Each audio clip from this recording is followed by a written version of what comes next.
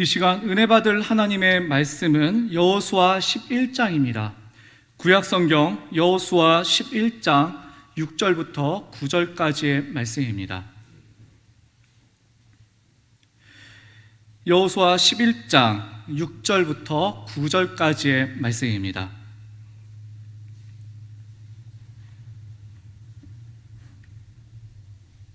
여호수아 11장 6절부터 9절까지 한 절씩 교독하도록 하겠습니다. 여호와께서 여호수아에게 이르시되 그들로 말미암아 두려워하지 말라. 내일 이맘때에 내가 그들을 이스라엘 앞에 넘겨주어 몰살시키리니 너는 그들의 말 뒷발의 힘줄을 끊고 그들의 병거를 불사르라 하시니라.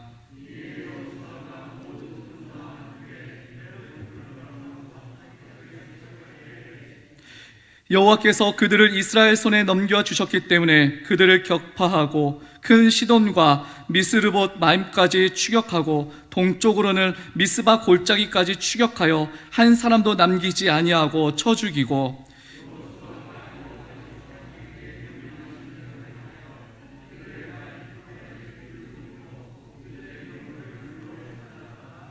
아멘.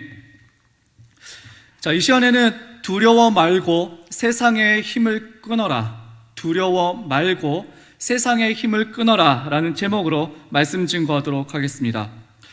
역대 한국 영화 흥행 순위 1위인 영화가 있습니다. 2014년에 개봉한 이 영화는 관객 수가 1761만 명이었습니다. 이 숫자는요, 우리나라 인구 3명 중 1명은 이 영화를 보았다라는 얘기입니다. 이순신 장군의 명량대첩을 그린 영화, 명량입니다. 원균의 7천량 해전에서의 대패배와 또 배설의 도주로 남은 배 총 13척으로 서해 진출의 물목이 되는 명량에서 일본 수군과 일본 수군 130여 척에서 300여 척을 맞닥뜨린 이 유명한 해전은 애초에 말도 안 되는 전쟁이었습니다. 그래서 당시 임금이었던 선조는 그냥 딱 봐도 패배할 걸 뻔하니까는 이 수군을 버리고 육군으로 편입해서 권율 장군의 명령을 따르라라고 그렇게 어명을 내리죠. 이순신 장군은 임금 선조에게 그 말을 듣고 임금 선조에게 그 유명한 장계를 올리게 됩니다. 전하, 신에게는 아직 12척의 배가 있습니다. 죽을 힘을 다하여 막아 싸운다면 오히려 할 수 있는 일입니다 라고요. 이순신 장군의 이 출사표에는 옛적 제갈량이 북벌전의 황제를 향해서 올렸던 그 출사표보다 더 위대하고 비장한 각오가 담겨져 있습니다. 그리고 그 말도 안 되는 그 전쟁을 더 말이 안 되게 만든 것은 그 전쟁에서 승리했기 때문입니다. 그렇게 그 명량대첩에서의 그 진한 감동과 승리를 그렸기 때문에 이 영화는 역대 흥행을 기록할 수 있었습니다.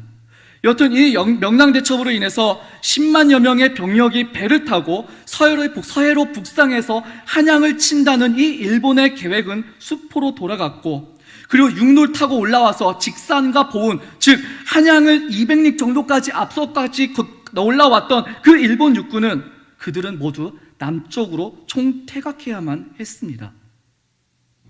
그리고 이 엄청난 위대한 전쟁은 명량대첩이란 이름으로 우리 역사의 길이 남게 되었고, 이렇게 드라마나 영화로도 많이 제작되었습니다. 이렇게 흥미진진하고 긴장감 그리고 절박함이 배어있는 이 전쟁 이야기, 성경에는 이만큼의 위대한 전쟁 이야기가 있을까요? 우리 성도님들께서 어떻게 생각하십니까? 저는요, 있다고 봅니다.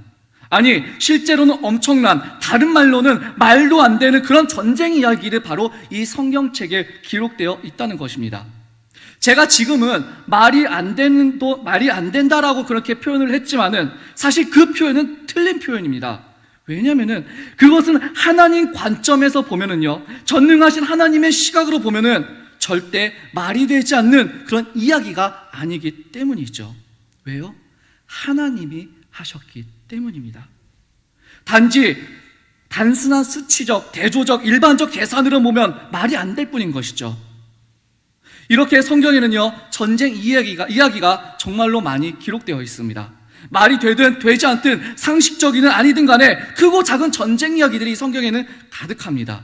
특별히 이 구약을 보면요, 구약 성경을 보면 전쟁 이야기는 더 많이 있습니다. 오늘 본문에 포함된 오늘 본문의 이 여호수아서는 거의 전쟁 이야기라 해도 과언이 아닐 정도입니다. 430년 동안의 노예 생활을 마치고 모세의 인도로 이 출애굽에 성공한 이스라엘 백성들은 40년 동안 광야를 헤매야 했습니다. 그 40년 동안에 가나안 땅에 아낙 자손이 살고 있어서 우린 결코 그 땅에 들어갈 수 없다라고 불신했던 그 가나안 1세대가 광야에서 죽었고, 출애굽 1세대가 광야에서 죽었고, 그리고 출애굽 2세대가 여호수아의 인도로 요단강을 건너서 이 가나안 땅에 들어갔을 때 그 위대한 하나님께서 친히 하셨기 때문에 위대할 수밖에 없는 가나안에서의 첫 전투, 여리고성 전투가 시작되었습니다. 앞서 제가 명량대첩을 이야기했듯이 일반적으로 계산으로는 그냥 말도 안 되는 그 전투가 바로 이 여리고성 전투였습니다. 단순히 계산적으로 보면은, 상식적으로 보면은 일반적이지 않는 전투였고, 또한 일반적이지 않는 그런 전투 방법으로 그 성을 함락했기 때문이죠. 그리고 그 성이 무너질 수 있었던 것은요, 바로 하나님의 방법에 순종한 결과였고, 또 하나님께서 대신 싸워주시고 하나님께서 그 승리를 이스라엘 백성에게 양도하신 결과였습니다. 크고 견고한 성읍인 이 여리고를 점령한 이후, 그 이후 이스라엘 백성들은 여호수아의 지도 아래 가나안 땅 점령을 본격적으로 시작했습니다. 길갈에 본부를 차려놓고 베델을 중심으로 가나안의 중부 지역을 먼저 점령하고, 이어서 라기스와 헤브론동 남부 지역을 차례로 점령했습니다. 가나안 땅의 중부 지역과 남부 지역이 이스라엘에 의해서 점령되었다는 이 소식을 들은 북쪽 지역의 왕들은요, 당연히 두렵고 불안했습니다. 자기들이 통치하고 있는 그 북쪽 지역을 점령하러 올 것은 이제 시간 문제였기 때문입니다. 그래서 하솔랑 야빈이 북쪽 지역에 거주하는 그 부족들을 다 불러 모아서 연합군을 형성해서 이스라엘과 맞서게 됩니다. 그게 바로 오늘 본문의 앞의 내용입니다. 이 북쪽 연합군의 군사력은요, 말 그대로 어마어마한 군사력이었습니다. 이 북쪽 연합군의 군사력을 4절에서는, 오늘 11장 4절에서는 이렇게 표현하고 있습니다. 백성들이 많아 해변에 수많은 모래 같고 말과 병거도 심히 많았으며 라고요. 이 말은 이미 드러나 있듯이 이 연합군이라는 이 이름답게 많은 군사가 있었다는 것이며, 또 말과 병거가 심히 많았다라는 것은 말은 이 무기만 보더라도 군사력이 그들이 어마어마했다라는 것을 증명해 줍니다. 그리고 다른 말로 이야기하면요, 이스라엘 백성의 힘으로는 도저히 이길 수 없는 상대라는 것이죠. 싸워봤자 그냥 이스라엘이 처참하고 비참하게 질 수 없는 그 전쟁이 이제 시작된 것입니다. 이스라엘과 싸우기 위해서 모인 이 연합군의 숫자도 숫자이려니와 더 두렵게 만든 것은요, 그들의 무기였습니다. 당시 고대 근동 국가에 있어서 말과 병거는요, 군사력의 핵심이었습니다. 우리가 출애굽을 기억하고 있는데요, 이 출애굽 때에도 이 이스라엘 백성들을 보낸 것이 후회한 이 바로 왕이 무엇을 보냅니까? 추격군을 보낼 때 선발된 병거 600대와 애굽의 모든 병거들, 마병과 그 군대가 이 출애굽하는 이스라엘 백성들의 뒤를 쫓았다라고 그렇게 기록되어 있습니다.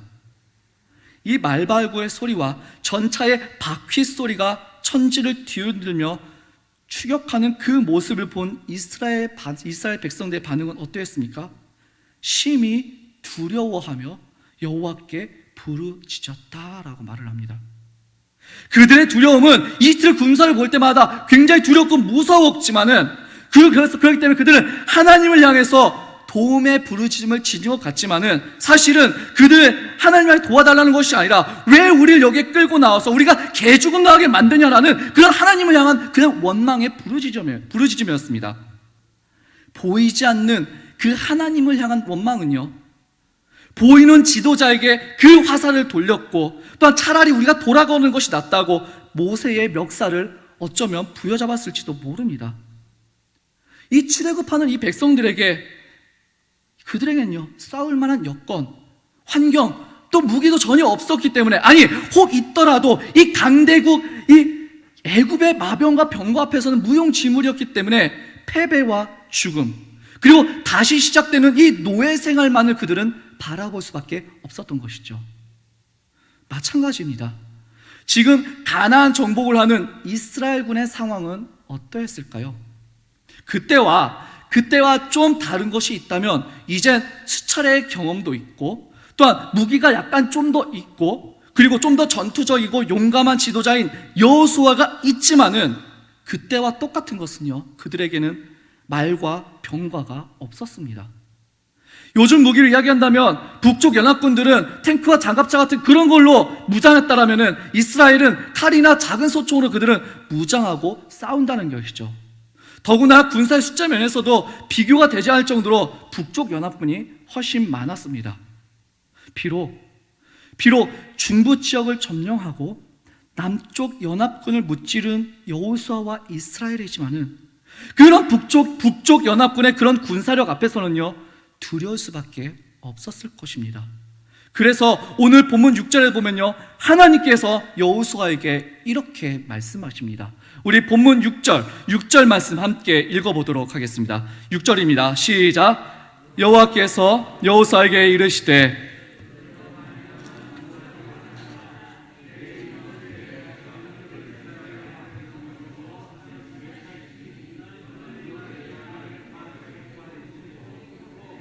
병거를 불사르하시니라.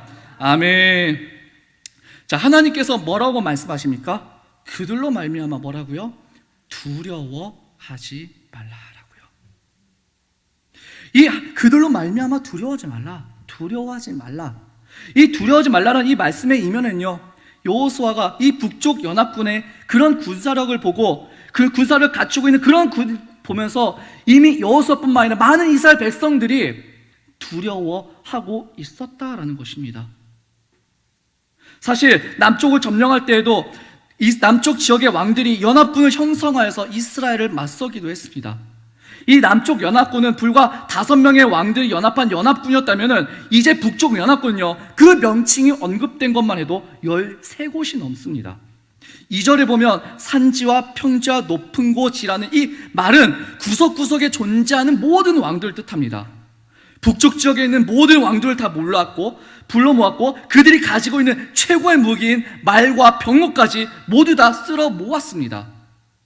그러니 이미 가나안 땅 점령에 있어서 아무리 연전연승을 거둔 여호수아 군대라 할지라도, 아니 하나님께서 싸우시는 것을 직접 두 눈으로 보고 승리를 거머쥐었던 이 그들이라 할지라도, 지금의 현실과 상황 앞에서 그들은 두려울 수밖에 없었던 것입니다. 우리도 마찬가지입니다. 아무리 우리가 하나님을 잘 믿고 예배한다 하지만은, 이 바이러스가 만연하고 어디서 터질지 모르는 이 상황과 현실 앞에서 우리의 믿음과 신앙이 항상 올바르고 굳건했는지요? 분명히 아닐 때가 있었지 않습니까? 지금 이스라엘 백성과 여호수아도 그러합니다. 지금도 그들도 여지껏 하나님의 인도하심에 따라서 가나안 땅 정복을 시작하고 꽤 많은 성과를 그들은 거두었지만은, 눈앞에 있는 그 현실과 상황 앞에서 그들은 어쩌면 당연한 두려움을 가졌던 것입니다.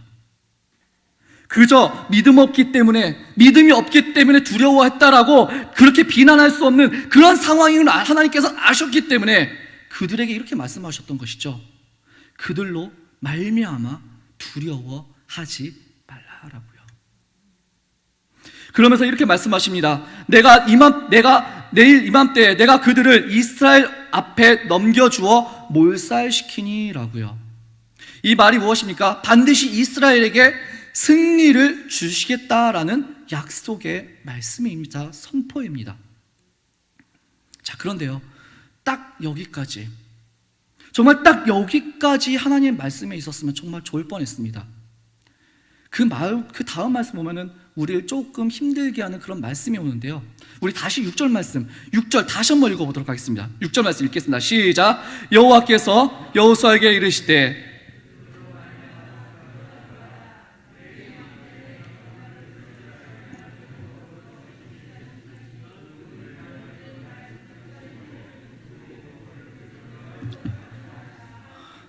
아멘. 자, 너희에게 승리를 주겠다. 두려워하지 말라. 내가 너희에게 승리를 주겠다라는 말, 그 여기까지 딱 말씀, 정말 여기까지 좋습니다. 그런데요, 거기까지 이해가 되고 정말 좋은 말씀인데 그 다음 말씀 보면요, 이해하기 쉽지 않은 말씀을 하게 됩니다. 뭐라고 하십니까? 너는 그들의 말 뒷발에 힘줄을 끊고 그들의 병거를 불사르라 라고요. 자, 아까 말씀드린 것처럼 당시에 이 말과 병거는 전쟁에서 너무나 강하고 중요한 무기였습니다. 당대 최고의 무기라 해도 과언이 아닐 정도인데요. 그렇다면 이 전쟁에서 승리하고 그 전리품으로 이 말과 병거를 얻는다라면 어떻게 될까요? 이스라엘은 막강한 군사력을 가진 민족이 될 것입니다. 그 말과 병거, 즉 그 막강한 군사력으로 인해서 주변에 있는 나라들이 두려워 떨게 될 것이고, 아직도 점령하지 못한 그 가나안 땅 구석구석에 남아있는 그 민족들이 스스로 이스라엘에게 항복해 올 것이라는 거예요. 이게 한마디로 무엇입니까? 가나안 정복 전쟁이 그만큼 수월해지고 쉬워질 것이다 라는 것입니다. 그런데 하나님께서는 이 쉬운 방법을 버리라고 명령하십니다. 말 뒷발에 힘줄을 끊고 병거를 불사르라 라고요. 말 뒷발에 힘줄 끊으라. 말 뒷발에 힘줄 끊으란 이 말은요, 말이 뛰어다니지 못하게 하라라는 것인데요. 우리가 아시다시피 전쟁에서 이 말의 역할은 엄청납니다. 민첩한 기동력을 가져다 주기 때문에 사람이 뛰어가는 것보다 훨씬 더 빨리 위협적으로 적진을 돌파할 수도 있고, 또한 퇴각할 때도 더 빨리 퇴각할 수도 있게 됩니다. 그렇기 때문에 이 전쟁 중에 말을 가지고 있다는 것은 엄청난 무기를 소유한 것과 다르지 않습니다.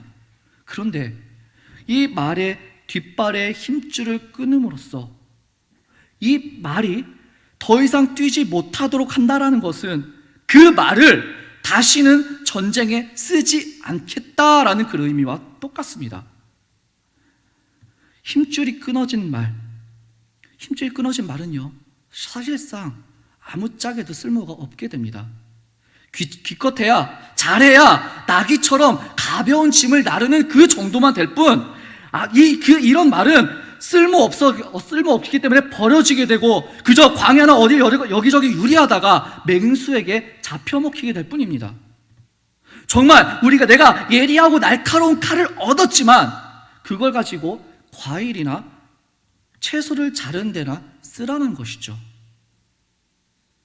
병거 역시 마찬가지입니다. 만일 전리품으로 이 병거를 가져온다면 이스라엘은 당연하게 마찬가지로 엄청난 군사력을 얻게 되는 것입니다. 그런데 그 병거를 어떻게 하라고 합니까? 아예 불사르라 라고 그렇게 말씀하시는데, 그 말씀이 무엇입니까? 그 말은 병거들을 하나도 쓸 수 없도록 만들라라는 것입니다. 이러한 하나님의 명령에 우리는 당연한 질문이 생길 수밖에 없습니다. 도대체 왜 하나님께서는 이 말의 뒷발의 힘줄을 끊고 병거를 불사르라고, 왜 그 중요한 힘을 포기하고 끊으라고 말씀하시는지 우리는 의문이 생기게 됩니다. 그래서 언뜻 보기에는 이해하기 어려운 명령이지만 여기에는 아주 분명한 하나님의 뜻이 있습니다. 그 첫 번째는 전쟁은 전적으로 하나님의 손에 달려 있다라는 것입니다. 사실 이것은요, 전쟁이 하나님의 손에 달려 있다. 사실 이것은 성경이 계속해서 반복적으로 또 지속적으로 가르쳐 주고 있는 진리입니다. 아무리 군사력이 강해도 하나님께서 누구의 손을 들어주시냐에 따라서 그 전쟁에서 승리하기도 하고 패배하기도 한다는 것이죠. 단지 군사력의 문제가 아니라 하나님의 시선이 어디에 머무르고 또 하나님께서 누구를 도와주시느냐의 그런 문제라는 것이죠. 그러면 하나님께서는 누구의 손을 들어주시는 걸까요? 이것에 대해서도 성경은 우리에게 분명히 말하고 있습니다. 하나님 편에 서는 자, 하나님을 의지하고 하나님을 경외하는 자를 하나님께서는 도우시고 그에게 승리를 주신다라는 것을요. 그렇습니다. 우리가 세상을 살아감에 있어서도 마찬가지입니다. 내가 아무리 큰 힘을 가지고 있고 세상에 내가 기댈 수 있는 무언가가 아무리 크고 강하고 이것이 있다고 할지라도 그 전능하신 하나님께 돕지 않으시면 우리가 가지고 있는 것은 아무것도 아닙니다. 그래서 우리는 늘 하나님을 의지하며 그분을 경외하며 우리는 살아야 하는 것입니다. 하나님께서 나의 주인 되심을 고백하고 하나님을 내 인생의 주인으로 모시고 우리는 살아가야 한다는 것이죠. 그래야 우리의 인생이 하나님 앞에서 승리할 수 있습니다. 그런데 세상은요 우리에게 그렇게 가르쳐주지 않습니다. 세상의 방법은 스스로 힘을 길러야 하고 힘 있는 자 편에 서야 살아남을 수 있다라고 가르칩니다. 사실 우리는 솔직히 어려서부터 그런 교육을 받으면서 자라지 않았습니까? 그리고 당연히 그래야 한다고 생각하고 그것이 당연한 이치라고 그렇게 여기고 살아왔습니다. 그래서 힘을 기르기 위해서 부단히 노력하고 아둥바둥했습니다. 사람을 만나고 사람을 사귀어도 나도 모르는 사이에 그가 나에게 도움이 될 수 있는 사람인가를 은연중에 판단하고 저울질을 합니다. 그 사람의 힘이 나에게 뭔가 얻을 수 있고 내가 유익을 얻을 수 있는 관계인지 그렇게 계산하는 것이 사실 우리의 모습이 아닙니까? 결국 출세하고 성공하려는 이유도 내가 힘을 얻기 위해서 사람들이 나를 얕보지 못하고 무시하지 못하도록 하기 위해서 우리는 얼마나 애쓰고 있습니까? 그런데 우리 성도 여러분, 우리의 진정한 힘은요 세상의 것이 아닙니다. 다윗은 이렇게 고백합니다. 나의 힘이신 여호와여, 내가 주를 사랑하나이다. 여호와는 나의 반석이시요 나의 요새시요 나를 건지시는 이시요 나의 하나님이시요 내가 그 안에 피할 나의 바위시요 나의 방패시요 나의 구원의 뿌리시요 나의 산성이시로다. 그렇습니다. 이 다윗은 자신을 해하기 위해서 수많은 원수들이 자신을 압박해 올 때 그는 권력이나 세상의 힘을 추구하지 않았습니다. 오직 하나님만이 자신의 힘이심을 고백하며 하나님만 의지하고 그 하나님을 신뢰했습니다. 하나님께 피할 때만 안전하고 그 하나님께서 도우실 때에만 승리할 수 있음을 그 다윗은 너무나도 잘 알았기 때문이죠. 지금 우리는 무엇을 의지하며 살고 있는지 우리 스스로에게 물어보았으면 합니다.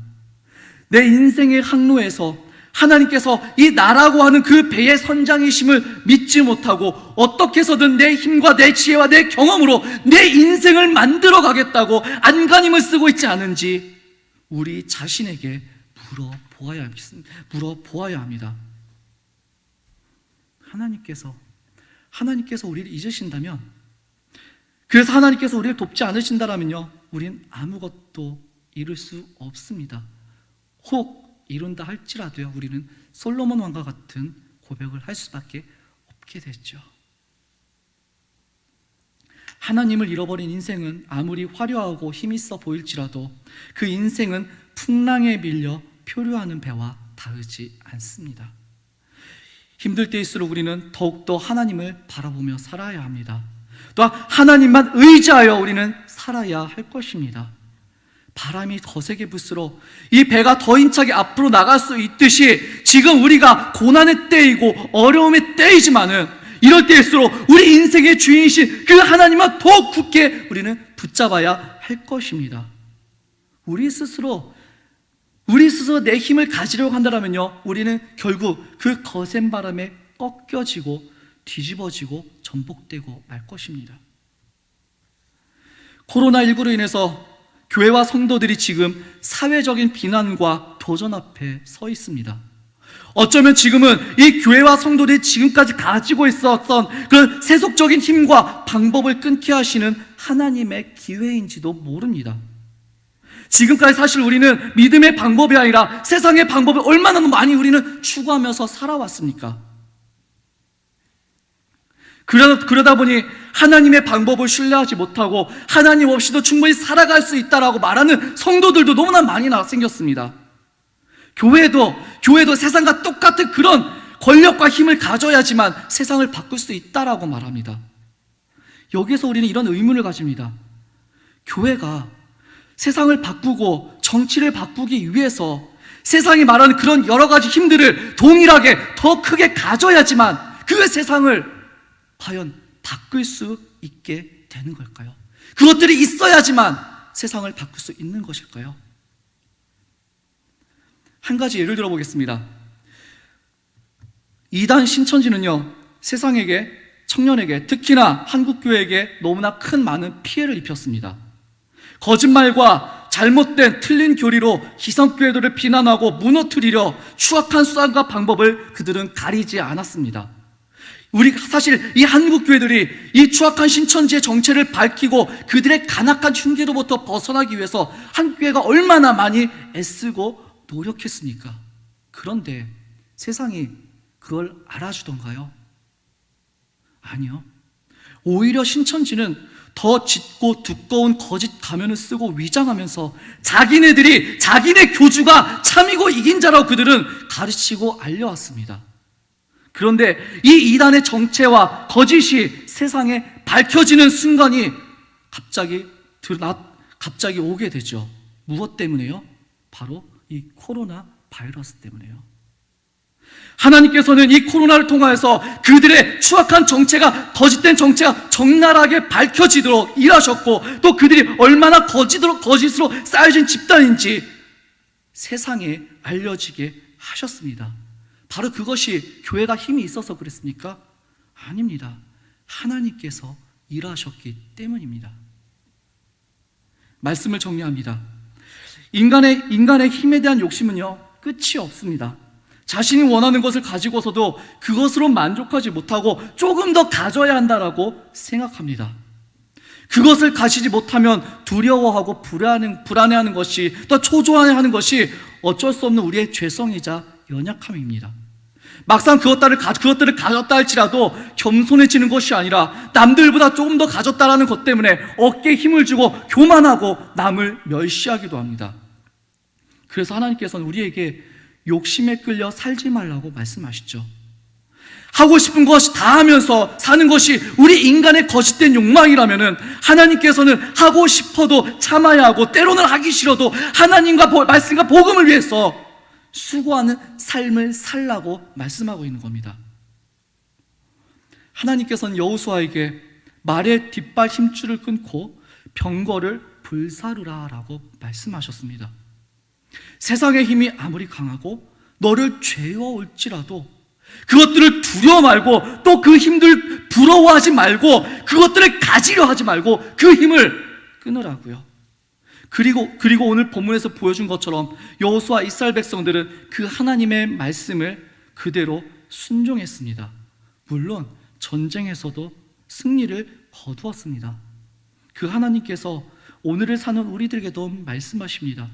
폭우와 같은 그 세상의 비난 속에서 그리스도인으로 살아가는 우리들에게 세상의 힘을 두려워하지 말라고요. 내가 일할 것이니까, 내가 너에게 승리를 줄 것이니까 너는 그저 나의 말에 순종하고 따라오라고요. 세상의 힘을 끊으라. 세상의 힘을 끊으라. 이 말은요, 사실 굉장히 두렵고 무서운 말입니다. 우리가 세상의 힘이 아예 없이 산다라는 것은 현실적으로도 무언가를 잃는 것 같고, 또 힘없는 나약한 모습을 우리는 또한 원하지 않기 때문입니다.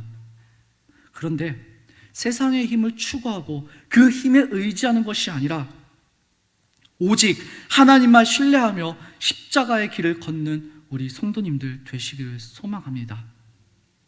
신앙의 이치는 아주 분명합니다. 내가 힘을 가지면 내 삶에서 하나님의 모습은 점점 사라집니다.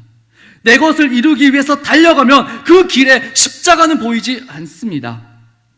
하나님께서는 오늘 우리들에게 십자가의 길을 가라고 말씀하십니다. 그 길이 우리가 마땅히 가야 할 신앙의 길이고, 또한 그 길이 하나님께서 이끄시는 진정한 승리의 길임을 믿으시는 우리 중앙교회 성도님들 되시기를 주님의 이름으로 축원합니다. 기도하겠습니다. 존귀하신 하나님, 감사합니다. 우리는 힘을 갖기를 원할 때가 너무나 많이 있습니다. 세상이 말하는 그런 동일한 힘을 가짐으로써 내가 무언가를 변하려고 하고, 아니 내가 무엇을 가지려고 우리는 얼마나 많은 시간들을 발버둥쳐면서 살아왔는지를 고백합니다. 하지만 주님, 우리는 그것을 붙잡으려고 발버둥쳤지만은 정작 하나님의 손을 붙잡으려는 발버둥은 치지 않았음을 고백합니다. 잘못된 힘을 추구하며 또 잘못된 것이 맞다라고 말하면서 하나님의 방법에는 의문을 품고 불신했던 것이 혹시 우리의 신앙의 모습이 아닌지, 우리의 삶의 모습은 아닌지 돌아보게 하여 주시옵소서.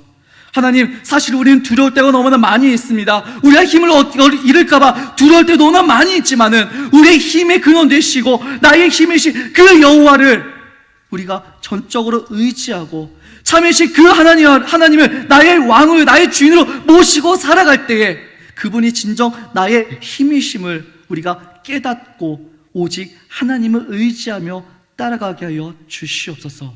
그래서 이 세상의 힘을 끊고 하나님께 주시는 그 능력의 힘, 또 성령님께 주신 그 능력의 힘을 믿고 오늘 이 교회와 공동체와 이 사회를 위해서 오늘도 기도하며 부르짖으며 복음을 들고 십자가를 들고 이 세계로 나아가는 우리 하나님의 백성들 될 수 있도록 주님 도와주시옵소서.